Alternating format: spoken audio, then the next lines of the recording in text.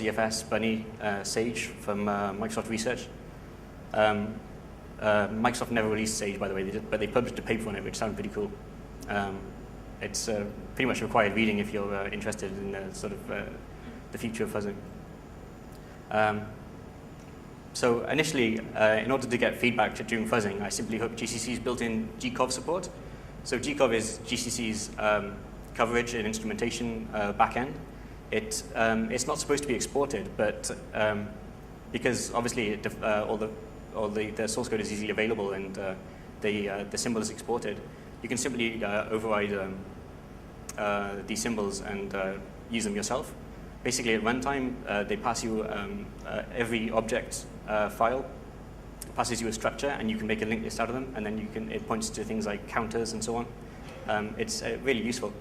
GCC then modifies every basic block in the program to increment a counter, and then you can, when you get control back, you can see which counter was incremented and and what code has been touched.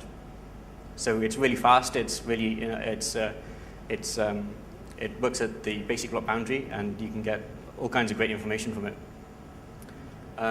So this works, and and I found it perfect for my use. But unfortunately, the drawback is that it'll only work with software that I've got the source code for, and it's mostly pretty Unix specific. You can use it on Windows as well. GCC is obviously available for Windows, but the support is pretty limited for some of the stuff. And so as the DBI frameworks are cross-platform, I basically get Windows support for free once I've implemented this code. So I've been able to apply a lot of my ideas to Windows as well, even though I'm pretty much a Unix person. Because I use these cross-platform DBI frameworks, I could get these to work on Windows very easily. So the idea that I've been starting with is called corpus distillation. So inspired by the idea of inference-assisted fuzzing, corpus distillation basically is an idea to try and rebuild the protocol specification just by observation of the software. So the realization that brought this on was really that if you consider any program or any input to be basically just a set of elements from the universe of source code lines that make up the program, then you can define any input as a set of these lines, like the input, the blocks or source code lines that it touches as it's processing this input.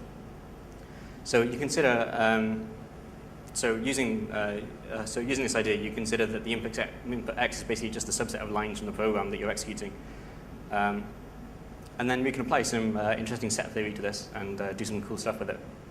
So Sage from Microsoft Research, as I mentioned before, had some similar goals to this. They also wanted to generate test suites, but they approached it in a much different way. They basically used constraint solving to try and rebuild how the program was working. But I wanted to avoid this.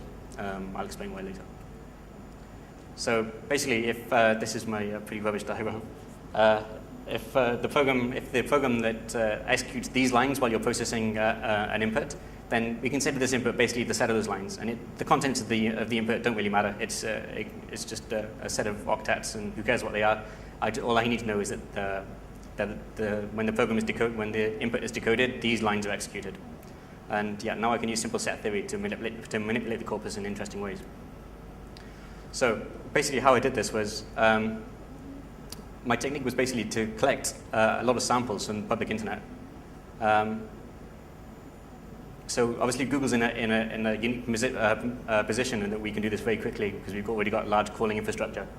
But obviously that's kind of cheating from my perspective, and that wouldn't be much use to anyone else. So I implemented my own crawler that just needed to use simple LWP simple and using the public APIs that Google exports, so anybody could reproduce this. So yeah, I envisioned small-scale crawling of the public internet to collect a sample corpus. So one of the first things I wanted to test was HTTP responses. And so I did this just by requesting pages from public HTTP servers and collecting them, monitoring how these affected various web browsers or clients. I started with Internet Explorer because at this point I just got cross-platform support to work. And straight away I found some vulnerabilities. These happen to be some very old bugs that had existed since I think IE3, IE4, and they still existed in IE8. And even though numerous people had published attacks that were against Internet Explorer that had used HTTP fuzzing, nobody had found these bugs, even though they were pretty trivial. I explain the reason for that in a minute. But using this data that I collected, I was able to infer data about the protocol being tested without even knowing what the protocol was. So this is one of the examples I found in Internet Explorer. So while crawling the public internet for HTTP responses, an IIS machine responded with HTTP 1.1 449 retry with, and included the HTTP response header ms echo reply. So I'd never heard of this before. Even nobody I spoke with had heard of this before. Searching for this stuff, it didn't appear to be documented at the time, and searching for it on Google just drew a blank. It seemed to be an undocumented feature of Internet Explorer, but when I passed this to IE and got the coverage score, having this included absolutely increased the coverage score, so it was clearly doing something. And it was hitting some new code that hadn't been touched before. So it turned out that just trivial mutation of this input revealed some easily exploitable conditions. It turned out that if I truncated the response, some object that contained the HTTP headers was freed, but a reference remained to it in another object. And you could request this object you could request a similar sized buffer in JavaScript, and then once it's assigned to you, it's obviously game over. Just club of the vtable or something, and it's you can redirect execution.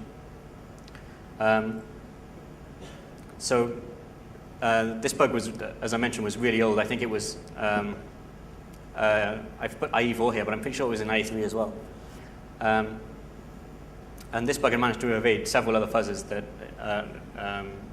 people had documented that they'd been fuzzing HTTP and IIS and IE and all kinds of stuff, and they'd never found this bug. So I think this is pretty obviously because it was undocumented and people just hadn't been seeding their fuzzers with these strings. I didn't have to do this. I basically just encountered it in the wild, noticed that I didn't have to go through this manually. I noticed that the coverage score increased in IE, and I added it to my corpus of interesting HTTP responses, and yeah, it was trivial to pwn. So, and I've also discovered lots of other bugs like this. This is just a single example in lots of other web browsers, including Chrome, our internal browser. Before it was released, I applied this technique, and we found lots of bugs, including, at the time, I think we were using Microsoft's WinHTTP stack, and I wrote this several times as well, and our own internal build, which is not based on WinHTTP. So another example that I found using this, I also collected a corpus of image data and used libpng to generate a corpus.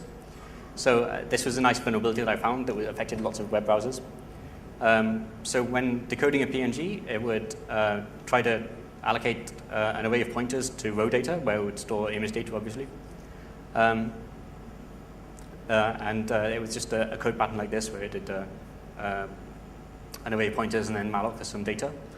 But if an allocation error occurred, which you could easily do by specifying insane dimensions to the image, it would try to allocate a huge buffer. That would fail. It tried to clean up after itself. Once it reached this section of the code, it set a flag saying that row pointers have been allocated. But if the allocation started to fail halfway through, then only half of the pointers would be allocated, the rest would be uninitialized. Well, it turns out that I could easily control what was in that data. What was in these unallocated row pointers. So all I had to do was initialize this data using a primary image that did a decode before this run. And then I could basically just free at an arbitrary address whatever I wanted. So this was possible to exploit as well.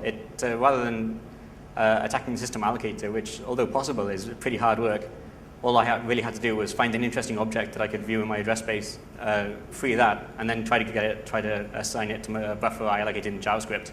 And then I control this buffer that is, wasn't expected to be freed at this point. And it's game over.